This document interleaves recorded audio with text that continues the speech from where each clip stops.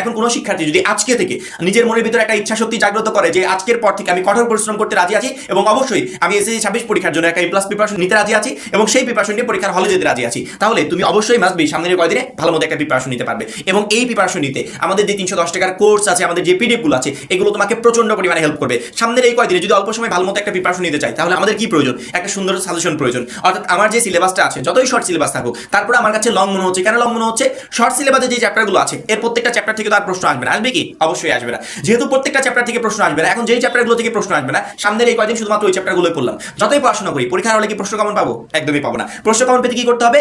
যেই চ্যাপ্টারগুলো থেকে প্রশ্ন আসবে সেই চ্যাপ্টারগুলো পড়তে হবে। এখন কোন চ্যাপ্টারগুলো থেকে প্রশ্ন আসবে সেগুলো বুঝবো কিভাবে?